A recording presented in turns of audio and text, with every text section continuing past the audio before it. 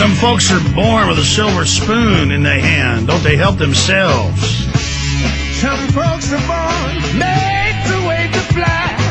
Ooh, the red, white, and blue. The red, white, and blue. And when the band plays, hail to the chief, Lord knows they point the cannon at you. South down, got the name me. That's a allusion to tyranny. What did Caesar do when he brought the troops across the Rubicon 2,060-something years ago?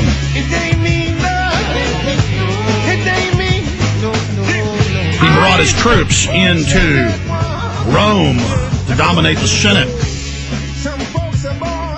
It's all happening. Bloomberg reported several weeks ago that war powers has been declared. Former Fed governor said that the New York Fed is running the Treasury, everything. It's all secret. Trillions missing. Israel is bombarding Gaza. Now, supposedly, rockets have been fired last night to northern Israel out of Lebanon. They're responding. Israel's talking about invading now.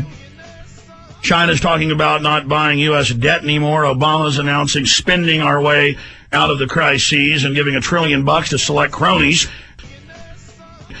Steve Quayle, I really appreciate you coming on, my friend.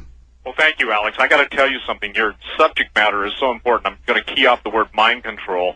A little over a week ago, someone who works deep in the heart of the underground world of psychological operations for Northcom, I ran into him on the streets of Bozeman. We had a 2-hour talk, and he was convinced that I was the guy that he had to talk to. By the way, a high enough ranking officer, and I've known the guy, so I know why he's not a plant or anything. But Alex, here's the thing: when you tell people that the government loads up boards, whether it's a blog against you, a blog against me, the different message boards out there that are always accusing me or accusing you of trying to get rich at these people's expense, I tell them to go and drop dead. I'm sorry, I'm a little bit more blunt than you are. But what he told me, Alex, is that they are absolutely in control of the airwaves. They plant their people on the boards. Anytime truth comes out, they will either attack the information as being false, they'll attack the messenger as being, only in it for the money. Where the blazes were these people when you know what you've spent over the years and what's been spent on your radio program? It's targeting the general public that doesn't know what it's like to have, what you do, 10, 20, 30 employees, what I have, 16, 17 employees. They have no idea that I wish I didn't have to spend my time grubbing for the money to fight the New World Order because I'd be more effective. I mean, this takes time. This takes energy. We're on shortwave 9 hours a day. I mean, one of these half-decent prosumer cameras, not even professional cameras, is $6,000. I mean, we need the funds. Oh, absolutely. But let me get to this because I think this is incredible. He told me the amount of money they're spending, the Defense Department is spending to fund new game development in the virtual world.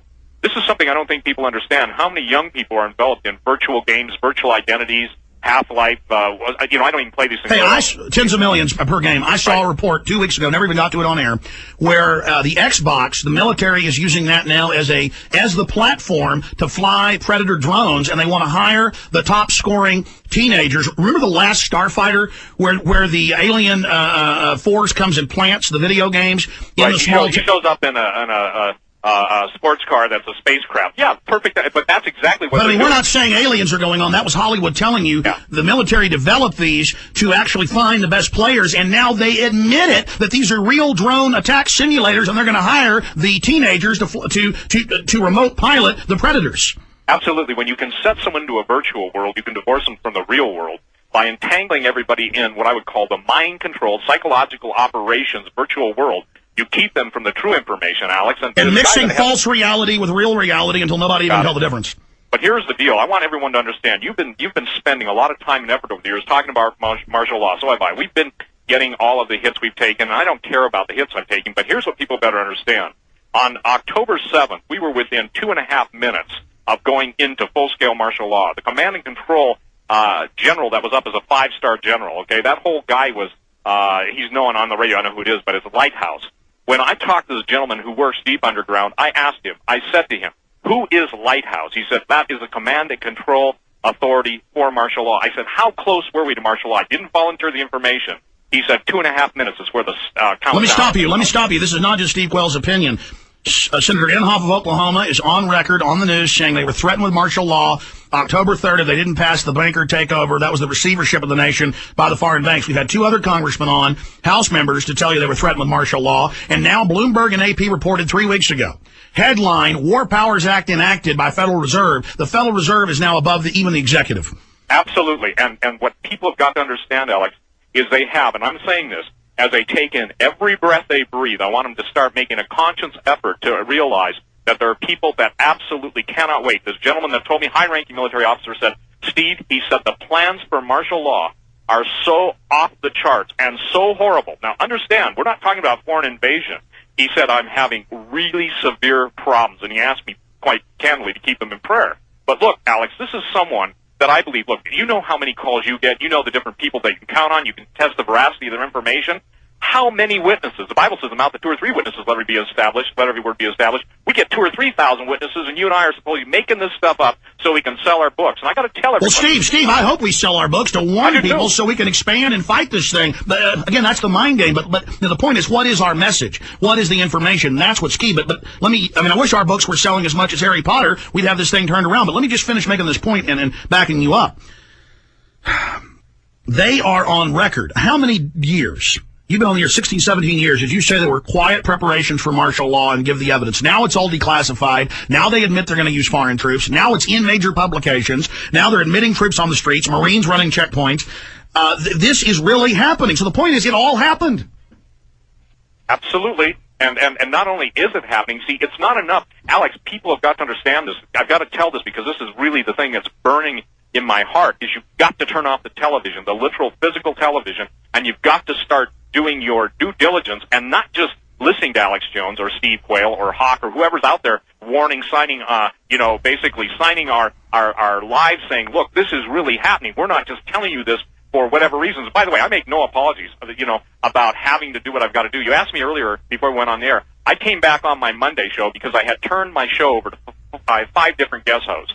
I was trying to turn it over so that, I could give people the best, I guess you'd say, overview of everything going on from 5 different minds instead of mine, okay? Well, I'm back on Monday because, again, I've spent 15 years of my life, close to $500,000 out of my pocket to put, the best program that I can do, to complement all the other programs out there. And quite candidly, as you know, it's tough to get people that will carry your passion, carry your zeal, and carry the warning.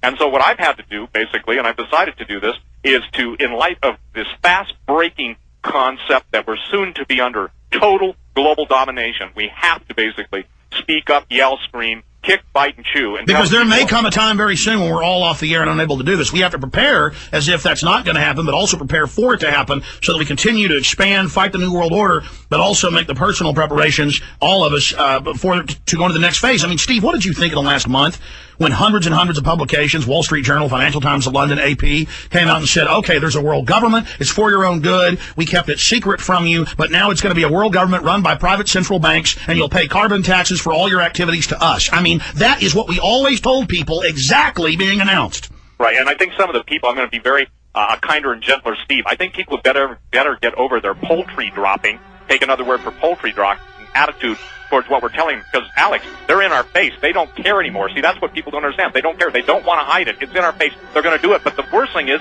if people don't recognize it and start making moves to protect their family, they're going to get steamrolled by this thing. Steve Quayle, let's break down from your Pentagon sources. You're right out there by Northcom. Where all this is going.